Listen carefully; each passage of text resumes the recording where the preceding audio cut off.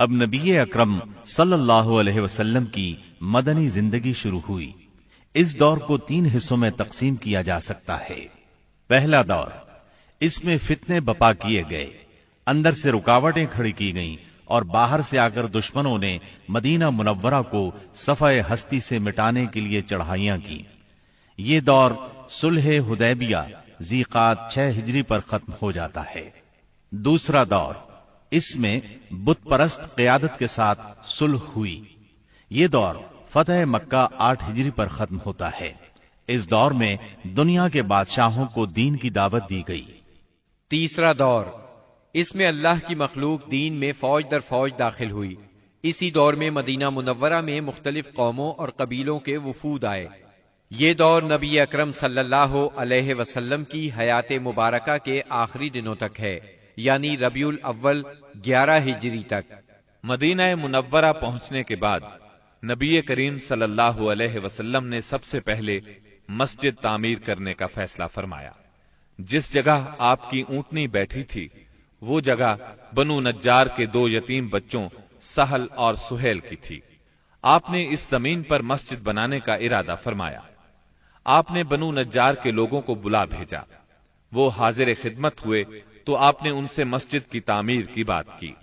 انہوں نے زمین بطور ہبہ قبول کرنے کی درخواست کی، لیکن آپ نے اس زمین کو بغیر قیمت کے لینا پسند نہ فرمایا۔ آپ نے یہ زمین قیمتاً خریدی اور بنفس نفیس مسجد کی تعمیر میں شریک ہوئے۔ اس زمین میں مشرکین کی چند قبریں اور غرقد کے چند درخت بھی تھے۔ رسول اللہ صلی اللہ علیہ وسلم نے مشرکین کی یہ قبریں اکھڑوا دیں اور کھجوروں اور درختوں کو کاٹ کر قبلے کی جانب لگا دیا۔ پھر مسجد کی تعمیر شروع ہوئی۔ آج اس مسجد کو دنیا اسلام مسجد نبوی کہتی ہے۔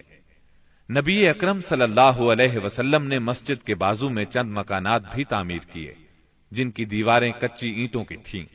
ان پر کھجور کے تنے رکھے گئے، پھر ان پر کھجور کی شاخیں اور پتے بچھائے گئے۔ یہ ازواج مطہرات کے حجرے تھے۔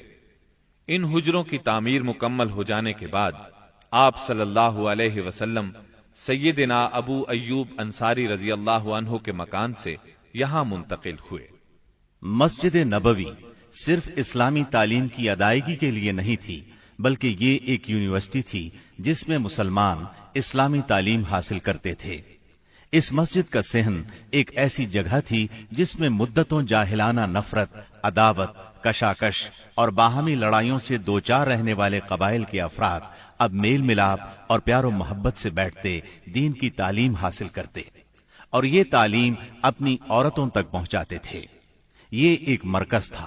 اسی مرکز سے اس ننھی سی اسلامی ریاست کا نظام چلایا جاتا تھا اور مختلف قسم کی مہمات یہاں سے بھیجی جاتی تھیں۔ اس کے علاوہ اس کی حیثیت ایک پارلیمنٹ کی بھی تھی، جس میں مجلس شورا اور مجلس انتظامیہ کے اجلاس منعقد ہوتے تھے۔ ان تمام امور کے ساتھ ساتھ مسجد نبوی فقراء اور مساکین کی ایک کافی بڑی تعداد کا ٹھکانہ بھی تھی۔ یہ وہ لوگ تھے جن کا کوئی مکان نہیں تھا، جن کے پاس کوئی مال تھا، نہ بیوی بچے تھے۔ انہی اصحاب کو اصحاب صفہ کہا جاتا ہے۔ اب مسلمان 5 نمازیں باجماعت ادا کرنے کے لیے حاضر ہو رہے تھے اور اس کے لیے وہ وقت کا اندازہ لگاتے تھے، مگر دقت یہ تھی کہ کوئی بہت پہلے آ جاتا تھا تو کوئی دیر سے پہنچتا۔ چنانچہ نبی کریم صلی اللہ علیہ وسلم اور مسلمانوں نے مشورہ کیا کہ کوئی ایسی علامت اختیار کی جائے جس سے سب کو وقت کا پتہ چل جائے۔ سیدنا عمر رضی اللہ عنہ نے کہا، کیوں نہ کسی آدمی کو بھیج دیا جائے جو الصلاۃ جامعۃ یعنی نماز جمع کرنے والی ہے پکار دیا کرے۔ رسول اللہ صلی اللہ علیہ وسلم نے یہی رائے قبول کی اور اسی پر عمل کیا۔ پھر عبداللہ بن زید بن عبد ربہ انصاری رضی اللہ عنہ نے خواب میں اذان سنی اور آ کر رسول اللہ صلی اللہ علیہ وسلم کو خبر دی۔ آپ نے فرمایا، یہ سچا خواب ہے۔ پھر آپ نے حکم فرمایا کہ وہ سیدنا بلال رضی اللہ عنہ کو یہ کلمات القاء کرتے جائیں اور بلال پکارتے جائیں، کیونکہ ان کی آواز زیادہ بلند اور سریلی ہے۔ چنانچہ سیدنا بلال رضی اللہ عنہ نے اذان کہی۔ ان کی آواز سن کر سیدنا عمر رضی اللہ عنہ اپنی چادر گھسیٹتے ہوئے آئے اور بولے، اے اللہ کے رسول، اللہ کی قسم میں نے بھی خواب میں یہی الفاظ سنے ہیں۔ اس سے اس خواب کی مزید تائید ہو گئی اور اسی روز سے یہ اذان اسلام کا شعار بن گئی۔ مسجد کی تعمیر سے فارغ ہو کر رسول اللہ صلی اللہ علیہ وسلم کو ان مہاجرین کی فکر لاحق ہوئی جو مکہ معظمہ سے بے سر و سامان نکلے تھے، صرف ایمان اور اسلام کی دولت ساتھ لائے تھے۔ چنانچہ آپ نے مہاجرین اور انصار کے درمیان رشتہ اخوت یعنی بھائی چارہ قائم کرنے کی طرف توجہ فرمائی۔ آپ نے انصار کو سیدنا انس بن مالک رضی اللہ عنہ کے گھر جمع فرمایا۔ مہاجرین کی تعداد 45 تھی۔ آپ مہاجرین اور انصار میں سے ایک ایک کو بلاتے گئے اور فرماتے گئے تم بھائی بھائی ہو۔ پھر ہوا یہ کہ یہ اخوت حقیقی اخوت سے بھی بڑھ گئی۔ اس موقع پر انصار نے جس فیاضی، ایثار اور میزبانی کا مظاہرہ کیا، انسانی تاریخ اس کی مثال پیش کرنے سے قاصر ہے۔ انصار نے مہاجر بھائیوں کی حیثیت مہمانوں کی نہ رہنے دی، بلکہ انہیں اپنی جائیداد اور کاروبار میں برابر کا حصے دار بنا لیا۔ اس طرح مہاجرین بہت جلد اپنے پیروں پر کھڑے ہو گئے۔ مہاجرین سے یہ انصار کی محبت ہی کا نتیجہ تھا کہ انہوں نے نبی صلی اللہ علیہ وسلم پر اپنے کھجوروں کے باغات پیش کیے کہ آپ ان باغات کو ان کے اور مہاجرین کے درمیان تقسیم کر دیں۔ آپ نے انکار فرمایا تو انصار نے مہاجرین سے کہا، آپ لوگ کام کر دیا کریں، ہم پھلوں میں آپ لوگوں کو شریک کر لیں گے۔ آپ صلی اللہ علیہ وسلم نے اس تجویز کو پسند فرمایا۔ سیدنا سعد بن ربیع رضی اللہ عنہ بڑے مالدار انصاری تھے۔ انہوں نے اپنے مہاجر بھائی سیدنا عبد الرحمن بن عوف رضی اللہ عنہ سے کہا، میرا مال آدھا آدھا تقسیم کر لو، میری 2 بیویاں ہیں، دیکھو جو تمہیں پسند ہو مجھے بتلا دو، میں اسے طلاق دے دیتا ہوں، عدت گزر جائے تو اس سے شادی کر لینا۔ یہ سن کر سیدنا عبد الرحمن بن عوف رضی اللہ عنہ نے فرمایا، اللہ آپ کے اہل اور مال میں برکت دے، مجھے آپ بازار کا راستہ بتا دیں۔ انہوں نے بنو قینقاع کے بازار کا پتہ بتلا دیا۔ یہ بازار چلے گئے، محنت مزدوری کی، واپسی پر ان کے پاس کچھ فاضل پنیر اور گھی تھا۔ پھر تھوڑے ہی دن گزرے تھے کہ انہوں نے مال بھی کمایا اور ایک انصاری عورت سے شادی بھی کی۔ مدینے میں مسلمانوں کے علاوہ 2 اور جماعتیں بھی تھیں۔ یہ دونوں جماعتیں ہر لحاظ سے مسلمانوں سے مختلف تھیں۔ ان کا عقیدہ، دین، مصلحتیں، ضروریات، جذبات اور احساسات بالکل مسلمانوں کے خلاف تھے، اور یہ دونوں جماعتیں تھیں مشرکین اور یہود کی۔ چنانچہ نبی اکرم صلی اللہ علیہ وسلم نے ایک عہد و پیمان مسلمانوں کے مابین کرایا اور ایک دوسرا عہد و پیمان مسلمانوں اور مشرکین نیز مسلمانوں اور یہود کے درمیان کرایا، اور اس بارے میں ایک تحریر بھی لکھی گئی جس کے خاص خاص نکات یہ ہیں۔ نمبر 1، قریش اور یثرب کے مومنین و مسلمین اور ان کے ماتحت ہو کر ان کے ساتھ ملنے والے اور جہاد کرنے والے بقیہ لوگوں سے الگ ایک امت ہیں۔ نمبر 2، ان کی دیت کی ادائیگی اور قیدی کی رہائی اہل ایمان کے درمیان سابق دستور کے مطابق ہوگی، اور یہ فدیے اور دیت میں اہل ایمان کی مدد کریں گے۔ نمبر 3، یہ لوگ مفسد، ظالم اور باغی کے خلاف ایک ہاتھ ہو کر اٹھیں گے، چاہے وہ ان کی اپنی اولاد ہی کیوں نہ ہو۔ نمبر 4، کوئی مومن کسی مومن کو کافر کے بدلے قتل نہیں کرے گا اور نہ کسی مومن کے خلاف کسی کافر کی مدد کرے گا۔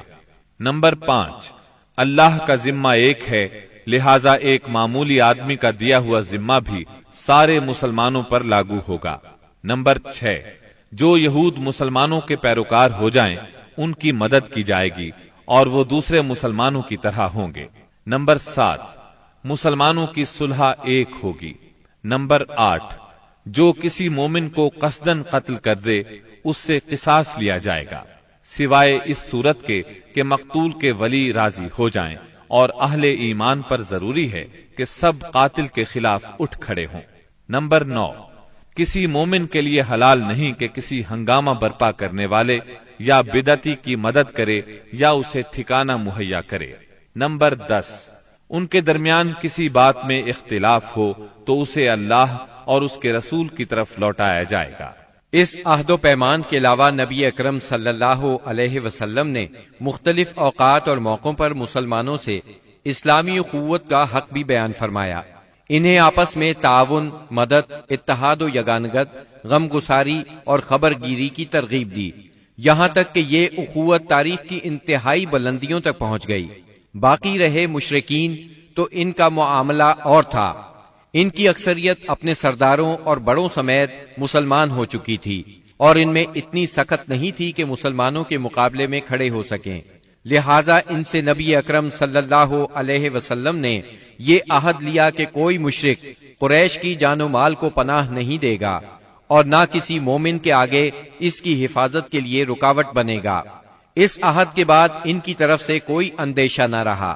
باقی رہے یہود تو ان کے ساتھ نبی اکرم صلی اللہ علیہ وسلم نے جو معاہدہ کیا اس کے خاص نکات یہ ہیں۔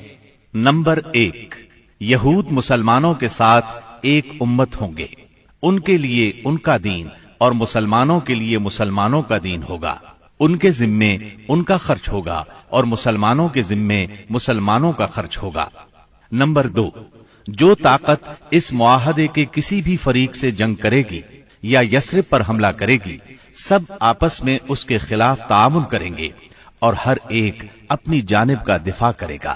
نمبر 3، اس معاہدے کے شرکاء کے درمیان خیر خواہی، خیر اندیشی اور نیکوکاری کے تعلقات ہوں گے، گناہ کے نہیں۔ نمبر 4، آدمی اپنے حلیف کے جرم میں نہیں پکڑا جائے گا۔ نمبر 5، مظلوم کی مدد کی جائے گی۔ نمبر 6، جب تک جنگ برپا رہے گی یہود بھی مسلمانوں کے ساتھ خرچ برداشت کریں گے۔ نمبر 7، اس معاہدے کے شرکاء پر یثرب میں ہنگامہ آرائی اور کشت و خون حرام ہوگا۔ نمبر 8، اگر ان میں کوئی ہنگامہ یا جھگڑا برپا ہو جائے تو اس کا فیصلہ اللہ اور اس کے رسول کریں گے۔ نمبر 9، قریش اور ان کے مددگاروں کو پناہ نہیں دی جائے گی۔ نمبر 10، یہ معاہدہ کسی ظالم یا مجرم کے لیے آڑ نہیں بنے گا۔ اس معاہدے کی روح سے یثرب کے سارے باشندے مسلمان، مشرکین اور یہود ایک ہی وحدت کی لڑی میں پرو دیے گئے۔ مدینہ اور اس کے اطراف کو ملا کر ایک آزاد اور خود مختار حکومت قائم ہو گئی۔ اس میں مسلمانوں کا کلمہ نافذ تھا اور اس کے سربراہ محمد صلی اللہ علیہ وسلم تھے۔